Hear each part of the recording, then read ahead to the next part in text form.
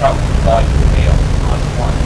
But James comes close to 2 minutes. He needs to just Don't know.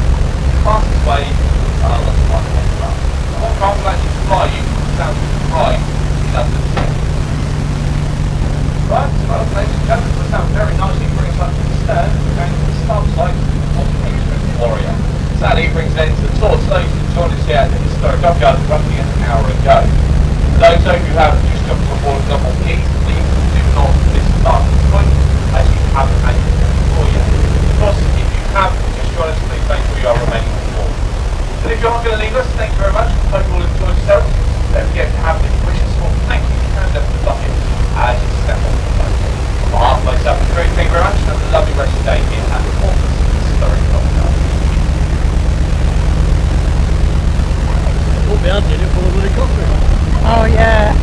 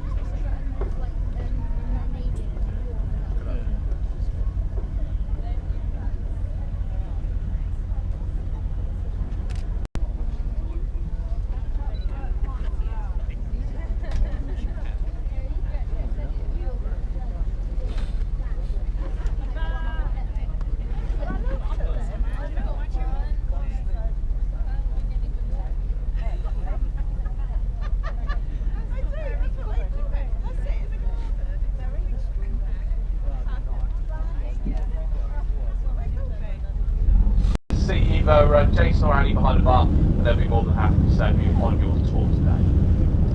Right, ladies and gentlemen, as we get ourselves underway, we'll be starting our tour here on the right hand side with a great view of HMS Warrior. The Warrior herself was built back in 1859, commissioned into the Navy in 1860, which of course therefore makes it part of our Victorian fleet.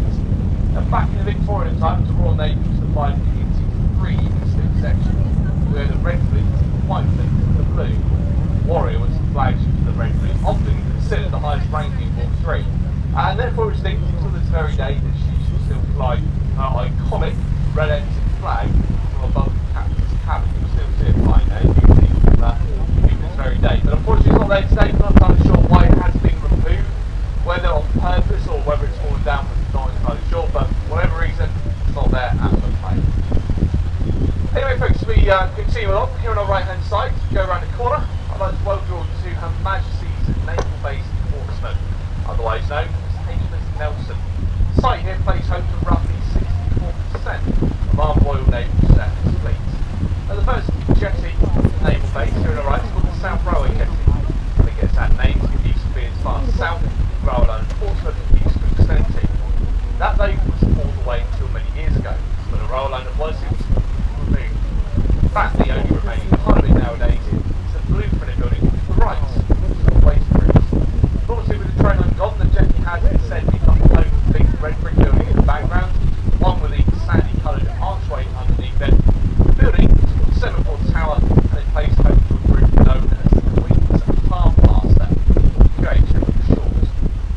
guys and girls in control of shipping movements in and around Portsmouth. So that goes from the start of this tour, right up to movements on warships, cross-channel ferries, other ferries, and all the yachts and boats you'll see passing down our left-hand side. Anyway, next up is Victory Jetting, which of course gets its name because of HMS Victory located in the background. Unfortunately, she's going to be obscured from view for a little bit because of D32 HMS Daring on the outside here. Now, the Daring is one of 6 Daring class Type 45 destroyers. She was the first of the 6 to be completed back in 2009. Now, at the time of construction, HMS Daring here on the right was the most expensive warship in the Royal Navy, costing in excess of £1 billion one of its Type 45s. Now, even by today's standards, because ships have obviously got more expensive, for example, our aircraft carriers cost £3.1 billion. Even by today's heavy prices, these ships are still very, very expensive, and they're also still some of the most advanced ships around, despite now being nearly 10 years old. But one of the first things you really notice with them as you look towards the superstructure of the Daring is how it's all carved into these slightly different angles. This is because the ship incorporates stealth. The idea behind it being radar waves go flying towards the side of the ship. It hits the angles and it gets pinged off into lots of different directions. It allows the Type 45s to appear virtually invisible if ever detected by a sonar or by that Samsung radar to be sent to their targets. Now, that missile box can launch off 8 missiles in 10 seconds, and a Samsung radar can then guide 16 of them to any individual targets that they can keep track of. So out of all those targets, they can obviously prioritise which ones are a threat. They can do a maximum of 16 at any one time by guiding the missiles towards them. That's a bit of an advance of them. In fact, it's so large they can about come down to the range helicopter on the stern there. Now, they don't often put the stream on them because there's not a lot of room to play with. What it does enable these ships to do is be able to carry any helicopter for them. So it depends on what the job of the ship is, where it's going, and what kind of threats it's coming up against, as to what helicopter they can put on there. So it just gives them a lot of flexibility, and depending on their job, they can obviously change it around quite easily.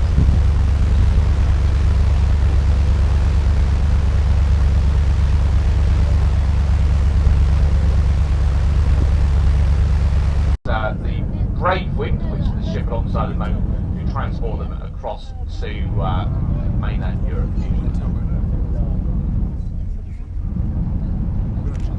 So directly next door to Portugal is then Portsmouth International Port. This is often referred to as the cross-channel ferry port because it is the second busiest cross-channel ferry port in the UK. Once again, coming second to Dover. Now, we do have a few cross-channel ferries in the harbour at the moment. The first one on our right-hand side, looking straight down the bow of, is the Commodore Clipper. We also have a sister ship, the Commodore Goodwill, in the harbour as well. These are both run by Condor Ferries. They operate a service between Portsmouth and the Disneys due to the fence cuts of 3 sister ships were scrapped on paper. But during her lifetime in the Navy, she was the escort to 2 of the aircraft carriers during the Falklands. She was also the Hong Kong guard ship for a number of years. She eventually found herself to be decommissioned, then to be recommissioned a few years later as a static training ship, which is what she was right up until the end of last year. At the end of last year, she was removed from service, laid up where you see her at the moment, and is now waiting for a ship to come along, tow away to somewhere like Turkey, and then be turned into scrap metal. Right, we're going to wait for the Normandy to pass us. As soon as she's done so, we're going to start following her towards the Gosport side of the harbour. So for this short part of the journey, I'm going to leave you in peace from the commentary. If you do have any questions, though, do not hesitate to ask any member of crew on board. If not, just sit back, relax, enjoy this part of the trip. I'll be back to talk to you all very shortly.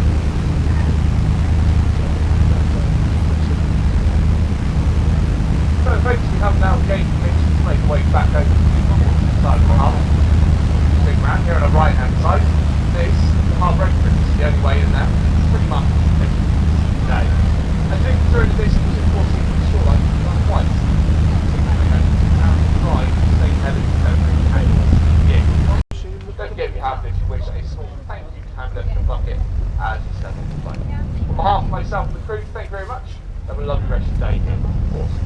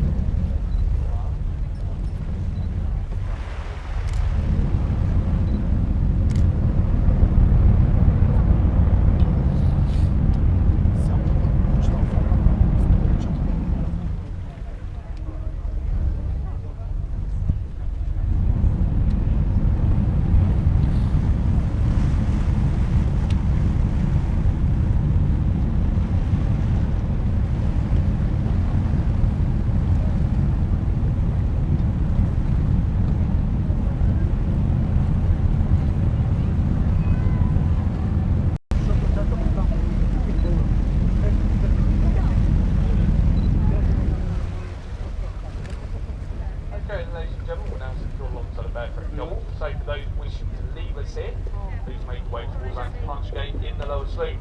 Of course, if you wish to go back to the historic... Just point it in general direction. Pardon?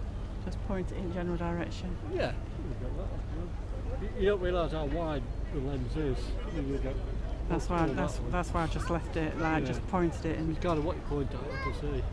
I've got it on super wide. Yeah.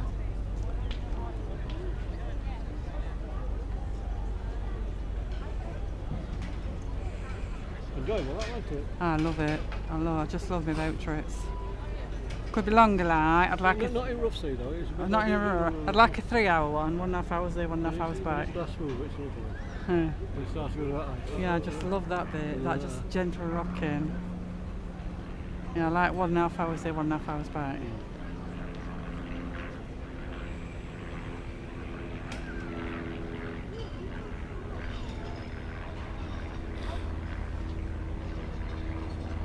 Perfect.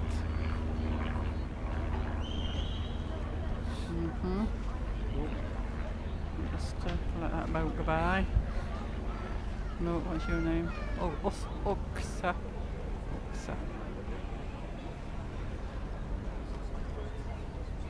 That's it.